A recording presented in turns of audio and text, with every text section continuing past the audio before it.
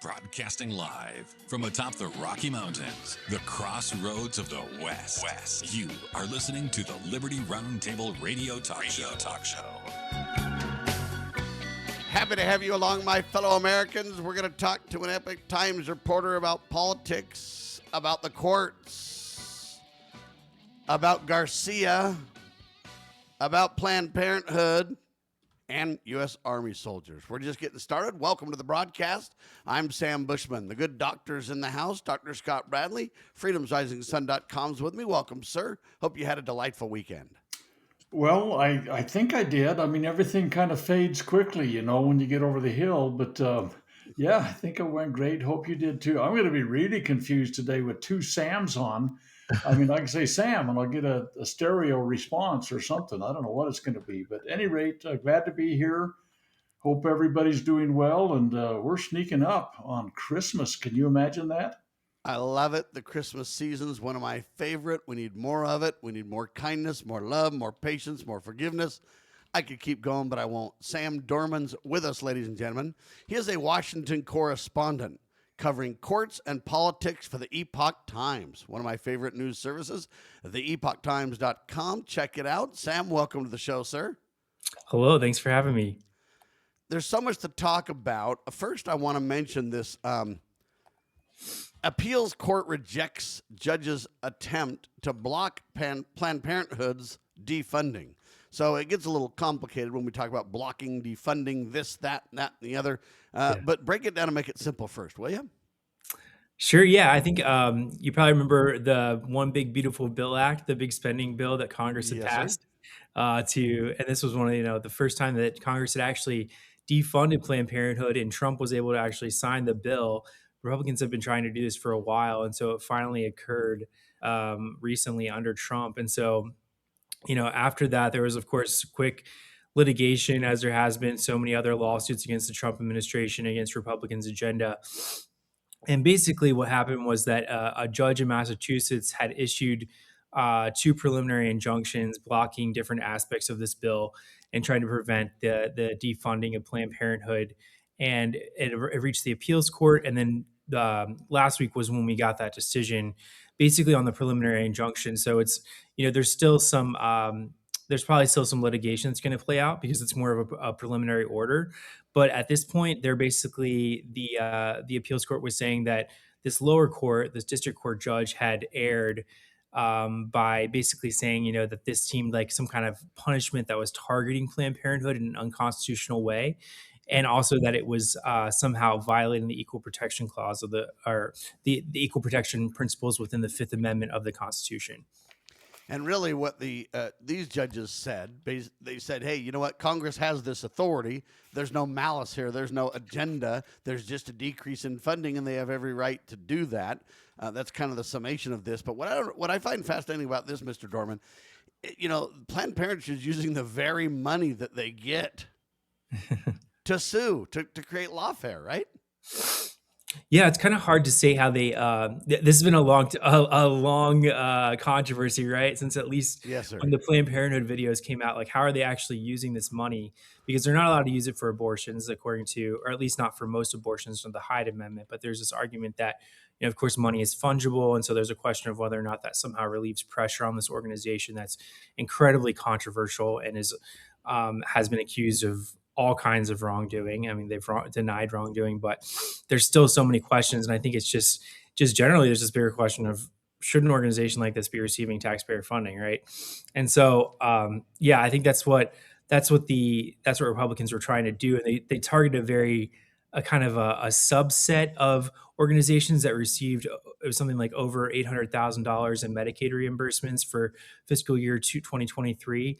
And so Planned Parenthood, they didn't specifically say, we're defunding Planned Parenthood, but Planned Parenthood was saying, essentially, you're targeting us. And because of that, it violates this constitutional provision against bills of attainder, which is a way of Congress punishing particular entities. So yeah, and if I was Congress, what I would do is I'd say, okay, you think we're targeting you? We'll just slice harder and cut more funding to more people then, just to make it fair and equal and even. That's what I would do if I was in charge. But hey, obviously that's why I'm not. But they only defunded Planned Parenthood, or the equivalent, if you will, for a year, right? So yeah, I think that this is just for it's like Congress has whenever they do appropriations, they do it on a yearly basis. This is my understanding. So I think that they'd have to continue, and this could obviously get reversed with a new Congress after the midterms. Um, but yeah, so we'll see. It's kind of limited, and the appeals court decision even said, in terms of when you're targeting a specific subset, the appeals court decision said, we can sort of grant Congress their flexibility in doing things incrementally whenever they're targeting particular areas of policy or issues within the United Yeah, States. it's really nice of the courts to decide that the Constitution matters and that the checks and balances are vital and that Congress has the purse strings. I mean, how gracious of them! What a clown show, in my humble opinion, ladies and gentlemen. I'm grateful this is being upheld. I wish they had the guts to defund Planned Parenthood forever. Dr. Bradley, what do you say? It's really fascinating to me that the goodie box, once it's been opened, they have a really tough time closing it. And this is it's like they're entitled to continue to get funding. Well, there's this Article 1, Section 1 that says, Congress has all legislative authority. And then there's Article 9, Section 7 of the Constitution that says you can't spend any money unless it's been legally authorized. Of course, we could quote them directly out of the Constitution, but you get the idea. So Congress is the one that, as you inferred, controls the purse strings. And yet, whether it's the Obamacare subsidies that have been going on since the COVID con, or if it's this Planned Parenthood thing, it's like no, you guys opened the goodie box. You can't close it on us now, and it's kind of like no, this kind of thing. First of all, it should have never happened at all. It's a private organization. It's getting funded, and they say, oh no, we're not using this for abortion. But you say, oh yeah, but what you are using it for, you can offset other expenses that you now put to abortion, and so it's just a charade, a facade, a complete disaster. And the foolishness of just defunding them for a year. Well, we'll see how it goes. I mean, they're back again. They've got their hand out again, and it's absolutely a travesty of what government should be used for. Government is not authorized to do what they're claiming they have a right to have done. And whether it's due process or it's equal protection or whether it's we just want to steal your money, I don't know what it is, but the fact of the matter is there is not a shred of any authority to do what's being done in funding this private organization that's principal and primary purpose is to kill babies before they're born. I mean, what a travesty. And I don't know why the court just can't say, jump back, Jack. You guys are out of here. You don't have standing at all. I mean, maybe I'm ornery this morning, Well, but they could and they should, but they don't and they won't. And that, Mr. Dorman, what do you say to all this? Yeah, it's an interesting case because there's been so many different cases against the Trump administration, and this is one of them. So, like the defendants in this case, or the respondents, were the Trump administration because the HHS is in charge of administering these grants. But it was one of those interesting cases that usually, like a lot of these different lawsuits against the Trump administration are charging, or attempting to challenge regulations or executive orders, and this one is an act of Congress, right? So it's more it has more of that sort of like democratically elected popular And the support type of. separation of powers and the designation or delegation of responsibilities constitutionally, too, right?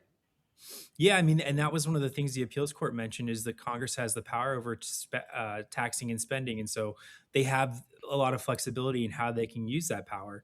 And they can use that to target particular policy areas. And so one of the issues in the district court was just they were challenging this idea that they were suggesting that somehow Congress was violating the rights of free association between Planned Parenthood and its affiliates because it was targeting affiliates of organizations that made a certain amount of money. And yeah, they just, the appeals court rejected that as well. Yeah, So, because they can freely associate, they just can't steal money. That's all. Hey, that's the problem. Is that to me the redistribution of wealth to take money from my family's wallet and give it to a murderous organization like Planned Parenthood, it needs to be stopped. And those criminals that spend the money on pro-death agendas, in my opinion, ought to be in court, right? Well, it's interesting because I think that I think that this is a goal. Like overall, this goal has a lot of support in the public, right? Defunding Planned Parenthood, and it's something that Yes. Trump, even though Trump was sort of backing away from things like banning the abortion pill or restricting abortion in a greater way, he was still saying we should have this divide where we don't give federal money to these abortion organizations. And so there's a lot of I think there is a lot of popular support for that. So what I think Planned Parenthood was trying to do was question the way in which, or the sort of the way that they crafted the legislation to say, Yeah, and what Trump's trying to do is back off in a way that lets him carry the ball and get done what he wants to, but yet not push so hard and make too many enemies. I mean, it's a tough balance in President Trump's defense. I'm grateful he's one of the most pro-life presidents in our lifetime, though. You got to give him credit somewhere. Hang tight. We're going to talk about Kmar Garcia in seconds. All right, back with you live, ladies and gentlemen. Kmar Garcia. I don't even know what's going on with this case. It's just so strange. It's back and forth. It's send him here, send him there, send him everywhere. And then at the end of the day, he just simply gets released into the population. And now they're saying, well, if he makes one misstep, he's gone. And, we got all this and that. Now there's multiple cases. Sam, break that down for us, will you? Yeah, this is a pretty crazy case, right? It's been going on since I think March, whenever the Trump administration did the Alien Enemies Act declaration and tried to deport, suspected Venezuelan gang members. And so basically, Kmar Garcia, he's been in the United States for a while. And he was actually initially brought before an immigration judge, at least going back to the Trump administration, the first one in 2019. And there was a withholding of removal placed on his deportation, basically saying he can't be removed to El Salvador, which is where he's from initially, because of he had cited a fear of being attacked by El Barrio, which is a rival gang of MS-13. So Kmar Garcia though is claiming that he's not actually a member of MS-13, even though the administration is saying that he is, and they even brought an indictment sort of including that allegation and saying that he was involved in human smuggling. But that was the basis for the administration saying this is someone that needs to be removed from the country. But regardless, he ended up, challenging this in court, and then after he was deported to El Salvador, I think in March, a judge had ordered his return from El Salvador, and so that she ordered the Trump administration to actually facilitate that return, which was really, I think, pretty extraordinary, and it was. It's not something you see every day, and looking at courts like having, ordering the facilitation by the executive branch with the foreign government to bring back someone that had already been deported. But nonetheless, the Supreme Court, I think, ended up, they ended up upholding that order.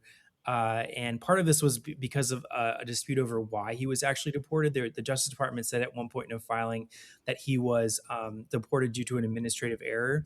And so I think that the details are still kind of unclear as to what exactly happened with him. And what do they call this? The comedy of errors, Sam? Is that what we're dealing with here? I don't know. It's. I don't mean to be rude. It just seems like everything is like, hey, this guy's flat out an illegal alien, right? Yeah, he's not. He came here illegally. Okay, and he's committed crimes while he's been here. Well, so that's what we don't really know. So what happened was when he returned to the United States, the administration indicted him in the Middle District of Tennessee. So there's a case still ongoing there, and they're basically accusing him of knowingly bringing illegal immigrants over the border. And so, there's supposed to be a trial, but it's kind of it's been questionable whether that's even going to happen, right? Because the administration's been trying to remove him to Africa, different African countries. And then even Abreu Garcia has said, he might, or he was saying, Costa Rica has offered me refugee status in that country. So there was a question of whether or not he would actually leave and go to Costa Rica. It's a permanent vacation, Dr. Bradley. What do you say to that, buddy? Just go to Costa Rica on a vacation, and maybe you can find some way to get a government funding little paycheck rolling. And he'd be in sweet shape, sir. It's interesting to me. We've talked often about the American founders' perspective on due process and the issues of justice and fairness and everything like that. And I've said many, many times that if the founding fathers' perspective was biased of all, it was biased in favor of the accused. And I believe it was biased because they would rather have a guilty person go free than have someone that was innocent be punished. And so it shows, I think this particular case shows such a herky-jerky, around the horn. They can't seem to get it right. They're holding their mouth wrong all the time. Whatever they're doing is calling it into question, and the system is supposed to be biased in favor of the accused. And basically what's happening is that it seems like the administration has missed so many cues on this thing. Get it right and do it right and be done with it, instead of this lingering death that seems to hang on some of these cases. And so I Well, guess and it's kind of, my question, Dr. Bradley, is why on earth do we even have this single individual? We've got literally millions of illegals and criminal activity going on everywhere. Why is this single case turning this guy literally into a rock star? Why do we even drill in on a case like this? Dr. Bradley first, then Sam, I'd like your take second. well, I think that what's happened is that the vultures have gathered. I mean, what's happened is they're saying, wait, this is a flawed case, and they're trying to make it kind of the principled approach to how immigration ought to be done, when in fact they do have probably a flawed case. It's been poorly handled from the very beginning, I assume, based on everything we're reading, and so this kind of thing, I mean, we're giving it air, for crying out loud. I mean, everybody and their dog gives it air. And so there's a continuing revolution going on here with this one guy, when, as you point out, we've got millions, literally, that need to be removed from the country. And they screwed up on this one.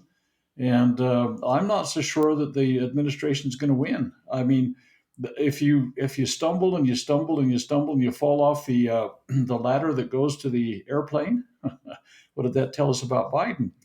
And so we're really kind of, we're giving air to this thing that maybe if everybody shut up and let the whole thing run through the process, we'd find that ultimately and finally it turns out the way it should have been from the beginning. But it Yeah, the speaks. only reason I'm giving it air is because they literally let this, in my personal opinion, dangerous criminal out on the streets in America, again, putting American citizens, victims, innocent people at risk. Sam, what's your take on this thing? Why such a national case out of this?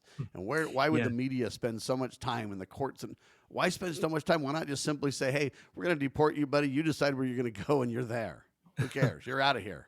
Yeah, And let the case go away. It's a pretty crazy case, right? Like, so I went to the court hearings for this guy, and there were posters outside from protesters, like, people singing, but there was even those Hope and Change protesters with Kmar Garcia's face on them, which was really interesting. I'd never seen something like that before.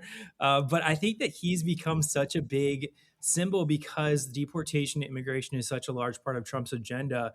And also he was deported as part of this sort of this expedited push to get these suspected gang members out of the country under the Alien Enemies Act. And the Alien Enemies Act is this very old law that basically allows the president to take certain actions during times of invasion or incursion. And so there's a question about whether or not Venezuelan gangs, the Tren de Aragua gangs, were actually part of that. And then it's interesting too, because even apart from this particular case, that particular action by Trump has also prompted another court battle with Judge Boasberg in Washington, D.C. And there's in both cases, there's this huge tension between the judiciary and the executive. And I think both of them are sort of become these flashpoints for the administration's attempt to enforce its immigration agenda above what judges are trying to do to restrict them. All I can tell you is this, ladies and gentlemen, I'm an unofficial, self-appointed Trump advisor. And I'm telling you, Donald, let these crazy cases die. They're making a fool out of you and me. It's time to move on, buddy. I understand that you want to win this thing, but you got to get pride out of the way for a second. And you got to literally double down and say, hey, let's focus on all the situations that are working, that are true, people that are being deported. Let's make sure we have positive momentum on this thing. Sam, am I crazy? We'll see. I mean, I think that the administration wants to get rid of him. I don't think that they want him to stay and even stand trial in Tennessee, because even though that might, give them a victory in terms of saying that, like, he was in fact this criminal that should have been removed, I think it's easier for them to just get rid of him. And that's why they're pushing, there was like, I think 3 different African countries that were proposed at one point for him to go to, including like Liberia, Yeah, but all I'm telling you is if it becomes this much of a distraction, And we've already spent a little bit too much time on it, probably. But I'm just saying this represents all the illegals, though, that seem to evade the law in the United States and seem to be illegal, but yet have more rights than you and I. If you and I were even a suspect of guilty of those things, we'd be in the clink, buddy, and there'd be nobody with the key. Sam, maybe one other comment to muddy the waters even further. We're talking almost 100 years ago now. No, 200 years ago, excuse me. Time flies when you're having fun, Doctor. Yeah, I remember well 200 years ago. Okay, but at any rate, there was a case that was appropriately ruled, I believe, by Chief Justice Marshall in the Supreme Court against Andy Jackson. He had done some abominable things to the Native American population. They were just atrocious. And Marshall ruled against Jackson.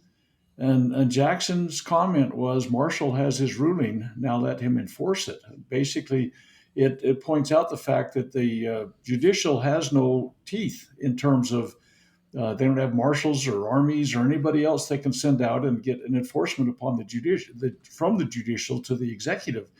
And Jackson ultimately ignored what I feel like was a proper ruling because of the inhumanity of everything he was doing. But the fact of the matter is there are equal branches, and not a one of them is the Lord and Master over all of them. And Jefferson made some very, very astute observations about that in regards to the judiciary cannot become the supreme law of the land, because then it will become a tyrant also. And one of the things is when one branch of government's picking on another branch, the third branch is supposed to come to the aid of the other branch and lay out the rule of law and the proper role of government and defend what, hey, they're supposed to protect their authority and their delegated power and everything else. Ladies and gentlemen, Sam Bushman, Dr. Scott Bradley, freedomsrisingsun.com on your radio and TV. And our guest is Sam Dorman, well-known Washington correspondent, covering courts and politics for Epoch Times. We've talked about these appeals courts and Planned Parenthood. That's a good news piece. Kmar Garcia, that's a strange story. Now I want to get into the 5 takeaways about Trump's FTC member firing. We'll do that, and then we'll keep an eye on what's happening in the court for December, shall we? You're watching and listening to the one and only hard-hitting news the networks refuse to use, called Liberty RoundTable Live. All right, there's a TV series called Signed, Sealed, and Delivered. On there's a guy by the name of Norman Dorman. We're not talking about that guy. Just saying. We're talking about Sam Dorman, ladies and gentlemen.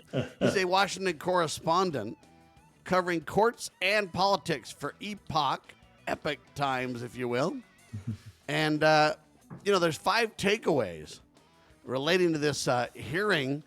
Trump fired an FTC member, Federal Trade Commission member, and stuff like that. Everybody's rioting and there's court cases just galore. We're being literally destroyed by the courts in this nation, in my humble opinion. Lawfare's out of control. But Sam, what are the 5 takeaways to this thing? What does this thing look like? Yeah, this is a really big case because Trump has been firing all these high-level bureaucrats across the executive branch, and they keep getting blocked in these different lower courts. And so it was a big deal for the Supreme Court to take on this case, because basically what lower courts have been doing is they've been citing this really old precedent from 1935, where the Supreme Court said that if there's multi-member commissions, these so-called independent agencies, which are kind of really controversial, that and by the way, a contradiction in law terms, because you can't right, and that's what the Trump administration said is this is like an Congress, oxymoron. Okay. Go ahead, Yeah. sorry. Yeah, that's right. An oxymoron is what it is. Yes. Sorry. Yeah. It's basically this decision called Humphrey's Executor v. United States. It said that if there are organizations that are sort of engaging in these things called quasi-legislative or quasi-judicial powers, which it's still unclear what that is and whether or not that's actually different from executive power. But this was the argument the Supreme Court made in 1935. If they have those types of powers, then Congress has an extra ability to sort of protect them from removal by the president. And it says that, the president or Congress can basically say you can only remove these people for these reasons. Well, Trump is disagreeing with that. He said, because I have Article 2 authority under the Constitution, I can remove them because, not because they were negligent or malfeasant or whatever. I can just do it because they don't align with my policy priorities. And I think that kind of resonates with a lot of people because it's, he's the head of the executive branch. So why can't he just remove people that are that disagree with his agenda or that he doesn't want to be there? And And this is Sam, let's really take this clearly so people understand the private sector. Most states in America are called at-will states. And what that means is that if I'm an employer, I can fire anybody for any reason I want to. right. Yeah, exactly. And And I so think we're that's, kind of saying it's similar in nature, right? yes, I think that's, I think it is, yeah. And so there's this, it's the federal government. You got these, like we were talking about before, the co-equal branches of government, and so it's a little bit more complicated. But I think that especially with Trump as a businessman in there, and we've just had Elon Musk and Doge and just these massive cuts across the government. I think there's this kind of thought like we really need to cut the size of the federal government, and why can't we do that in a way that a business usually would to create more efficiency or just to at least create some kind of some more unity within the executive branch. Well, and it stands to reason if you're Trump, so you're somebody's boss, that you can Mhm. fire them. What they're saying is even though you're somebody's boss, you can't fire them. Well, then, okay, can you Yeah. hire them? Can you appoint them? I mean, this just brings up a whole plethora of complications that I don't even really see why we're debating about it, to be honest with you, Sam. Yeah, it's pretty interesting, right? Because if you read the Constitution, I mean, do you see things like quasi-legislative, No. quasi-judicial? I mean, is that I think No, that's that's really clown show speak, sir, for lawfare. yeah, and this is something, that this court in particular, the Roberts Court, they do a lot of controversial things, but I think that one of the things they're really concerned about is separation of powers and the stability of institutions. And so, like, one of the I think it was 2 years ago, they had a case about administrative law courts. Should the executive branch be engaging in sort of like judicial decision making with these types of courts? And there was actually a case recently too about immigration courts. As well. And so, I think that like based on what their recent decisions are, I think that the Roberts Court is poised to favor Trump in this particular case with the FTC firing. And I think that they will probably overturn Humphrey's executor, which is that long-term precedent I was talking about. Yes. Just based on their what they've said in recent decisions and also what they said at oral argument. All right. I want to be very clear, though, just so everybody understands. They're not going to side with Trump on this. They're going to side with presidential authority on this. And the reason I Well, say this is because over the history and over time and everything, presidents have been able to they can let everybody go if they want to.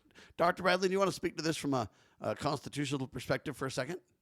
Absolutely. The Constitution's violated in spades by all of these kinds of things that has been done. And so much of it originates back in the FDR era. And it's become, as John Roberts used to always say, settled law, kind of like Roe v. Wade and all that kind of stuff. Settled law was created out of thin air. And now suddenly, because of ancient Chinese tradition, we're being bound by something that was an error to begin with. I mean, uh, let's look at the case of slavery and how that thing went. And they, for years and years and years, said it was okay, but no, it's not. And so it's wrong to kill babies too. So And it never was okay, and it never will be okay. right, but what has happened is over time they've become entrenched and kind of layered upon layer mistakes. If you make one mistake and keep building on it, your foundation's faulty. And I don't know, Sam, if this comes into this decision, but so many things have been muddied by the civil rights acts and the civil service acts, and so sometimes people say, "Well, I have ownership of this job." I mean, it's something that you can't just take away because now it's like my private property, and so there's all sorts of things that have been poorly thought through. And the courts have been so far for 90 years upholding this error that was made in 1935. And this spoils plan that somehow everybody gets to take a piece of the pie, it's just being a morass of a mess. And so I would like to see it corrected, actually. Yeah, they pretend that there's court case precedents for this, but it's all based on flawed decisions of the past that have no merit in law or authority, Sam. Well, yeah, one thing I wanted to mention is next month there's going to be this case called Trump v. Cook, and that's about Trump's attempt to fire the member of the Federal Reserve Board, Lisa Cook. And so, like you were mentioning, there's this concept of a property right interest within the particular job that you hold. And the Trump administration is saying, that's ridiculous. You can't say that this person has this particular bureaucrat has a property right interest within the federal government that would give them an ability to sue over some kind of constitutional violation. But that's one of the issues that they're addressing. And one of the other questions I think that is interesting too is that the Supreme Court's not just addressing whether or not Humphrey's executor and these quasi-judicial or quasi-legislative powers are legitimate, but also they're looking at whether or not, even if, for example, it was wrong for Trump to fire this FTC commissioner, should judges have the ability to then reinstate those officers? Or is that sort of exceeding their authority? In other words, where's the power that they have? They're supposed to interpret law. Where do they get the right to rehire someone? Is the point, right? Yeah. It's again, it's this crossover between like how much are the different branches intruding on their respective authority. I think it's really simple. I'm not very smart, but here it is. Who the heck hired them? Who put them in place? Who appointed them? Well, so this one, this is it's Trump v. Slaughter. So it's Rebecca Slaughter, and she was, I think, appointed by the Biden administration. Okay, so in other words, the president literally appointed and hired this person, and so then obviously the next president could fire this person. See, I'm kind of redneck stupid, but that's how I look at it. If you have the ability to enter a contract, you have the ability to leave a contract, etc. Right? Yeah, I think that's how most people see it, right? Because then that's kind of how the private sector is too. But because we have this system of checks and balances, and because of the precedent in Humphrey's executor, we have all these different things like, and the civil service protections, like we were mentioning earlier. That's something that Justice Kagan mentioned during oral arguments. And there's this concern that because Congress has for so long implemented these protections on federal employees, including low-level employees, what would Humphrey's executor, if you overturned it, what would that do to all these different protections for these federal employees? And this is, even part of the lawsuits that Trump has been facing is also about these massive layoffs across the federal government. And the Supreme Court has dealt with that, but they haven't offered final conclusions of law. And so I think this particular case and, other cases that they have are probably going to impact that question as well. Well, Congress has been stealing and manipulating power for way too long without authority. And what needs to happen is there needs to be accountability, and justice needs to be brought to bear when these government entities get out of line. So what we're saying is because Congress has violated the law for so long now, they get special privilege at the law. I mean, that's the kind of argument we're talking about, right? Well, so I think what's going on is like, there's a concern because we have these decisions, right? And they end up having these massive rippling effects, like Roe v. Wade, for example, that ended up changing society, I think, a lot. And that was one of the questions that the court considered in overturning it. It's called this concept called reliance interest. Like, how much do people and institutions come to rely on these particular decisions that the Supreme Court makes? And so I think, one of the issues within the oral arguments was how much are you going to upend this system that's basically protecting all these different quote unquote independent agencies? And will that basically destroy the federal government? And I think that... and see, I have a problem with this term independent agency. There's no such thing, Sam. That's the issue. I mean, it's like, what exactly is the executive branch? It's these very like... Trump is raising these really interesting and novel constitutional questions that are just like, or they're not even novel, right? All right, hang tight. We got a quick pause. Don't mean to interrupt. Sure. Sam Dorman with us, ladies and gentlemen. EpochTimes.com. You're watching Liberty Roundtable Live. There's just more on our table than we've got time for all the time, but I just wanted to add one little, a thought, whether it's of any value or not, but so often we talk about settled law and whether they're, bad choices or not. I mean, suddenly this becomes a rebar in the ground and you got to take a jackhammer out to get it out. But they try and hang their hat on so many bad things, whether it's Roe v. Wade or I refer to the dreadful Scott decision. I refer to that often that way. In 1857, the Dred Scott decision says, no, you know what? People of African descent can't be American citizens. That's just the bottom line. And so it's okay to be slaves and all this kind of good stuff. It was dreadful. But we do these kinds of things and we continue to make bad decisions. And I think back, it's only 2008. That was a blink of an eye ago. But suddenly there was all these big financial institutions that were too big to fail, so-called. And so we started doing unconstitutional things, picking the pockets of citizens, stealing our personal money to make these large corporations viable, and that went on to make huge profits. But we did it based upon flawed reasoning. And I just get so sick and tired of people saying we're going to double down on bad decisions and we're going to continue to foster a false impression until now we're in a mess in the nation because nobody knows what the foundation is. It's the contract with America is the United States Constitution. And so when we're making decisions that destroy that foundation, ultimately and finally, we have no foundation at all, whether it's a Dred Scott decision or whether it's a Roe v. Wade or whether it's too big to fail in the financial institutions. This is not it's not the end of the world. It's kind of like when Biddle threw his financial temper tantrum back when the Second Bank of the United States was basically dechartered. He threw a tantrum. The nation had a shudder that went through it economically, but we picked the pieces up and we went forward. It's time to start making sound decisions, take the consequences of stupidity of the past, and let's move forward with correct decisions. And I just foster the idea of returning to the foundation. So, that's just maybe a final I couldn't thought. agree more. It's an important final thought. And as we discuss these 5 current Supreme Court cases that we want to watch this month, several of them have been debated and discussed already. And so not only has the court taken these cases, but now they've kind of talked about them a little bit. We can get a little bit of a kind of an understanding of where the courts are leaning. These have not been released, in other words, finalized, but they have been discussed. Sam, why don't you kind of break down the preliminaries on these, will you?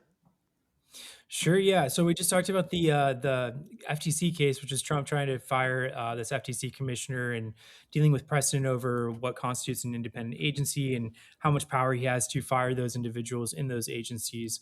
But there's also other cases. So I think like another interesting case was there's after the Supreme Court overturned the decision in Roe v. Wade. That was one of the big precedents that we were talking about.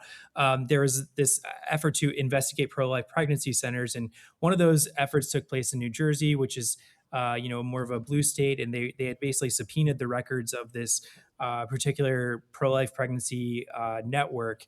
And looking at what the donors' identities were, and so New Jersey is saying they're not going to release the identities, or they didn't have an intention to release the identities of the donors. But regardless, there's this question of whether or not it's chilling the First Amendment rights of association between the donors and the pregnancy center. And so it got a little complicated. I think that this case is a little bit complicated. It's more in a preliminary stage, but basically the question is whether or not they're chilling the speech rights of these or the associational rights of these organizations. And the Supreme Court seemed, I think, inclined to side with this group. There's another case recently that was about campaign spending limits, and this case was brought by J.D. Vance when he was a Senate candidate. And this is questioning another major precedent, just basically like how far Congress can go without violating the First Amendment and restricting the spending or the activity between party committees and political candidates. And so this is, again, it's questioning this precedent about, without going too much in the weeds, it's just basically like how much can parties work with their particular candidates in getting certain ads or certain communications about an election, Yes, basically. and I'm a little different than most. I think parties are criminal enterprises. They have a special privilege at the trough of the government dole. Number one, they have special privilege to manipulate their quasi-government agencies with special privileges. Remember, whenever you pull the lever of government towards the few at the expense of the many, it's off track. That's my take, Sam. Am I crazy? It's so I think what's going on I mean, with the this. founders even warned us against these parties, right? Yeah, exactly. And that's a big issue. And I think also, there's a question of whether or not with the way that campaign finance limits work, it's gotten into a lot of like details over the years. But basically, that there's this idea that individuals should be able to contribute to particular political cycles. And that's part of their free speech. Like they should be able to speak out about a particular election, even if they're really wealthy and they want to contribute a ton of money. But the question is whether or not they're sort of using parties as a go-between and just funneling that money into candidates. And so by doing that, are they creating sort of like a quid pro quo type of situation where they're expecting something after the candidate gets elected? And I think that's really what the issue is that the Supreme Court is dealing with, is like, if there are not limits on coordination between the party and the candidate, can the party just sort of like be a go-between between the candidate and a wealthy donor? I think that Sam Bushman should be the only go-between. You know what I'm saying? I mean, if anybody's going to get privilege out of me, don't you think, Doctor? Well, I'll tell you, demonstrate the absurd by being absurd, right? Yeah, I know, and that happens a lot, Sam. But here's the deal. I, having run for office a number of times, I have found that these Federal Election Commission things basically have a chilling effect on the ability to choose candidates and to run a race. But here's the deal. I think we, the people, really have the solution. We, the people, need to be conversant and understanding the depth and breadth of the limits and bounds of government. And if somebody took $100 bazillion, like the pharma companies are giving in the military industrial complexes, and you could name all of the big lobbying organizations, but if a candidate takes $1 bazillion from somebody and they start voting contrary to the baseline principles upon which this nation was founded, the people have a responsibility to remove them. And if people, if these people were not buying influence, which they obviously are, I don't think there's any question that these guys are buying special largesse from the government by doing their contributions. But the fact of the matter is, we, the people, are really the ultimate arbiters of this. And we can say, no, hold on, stand by.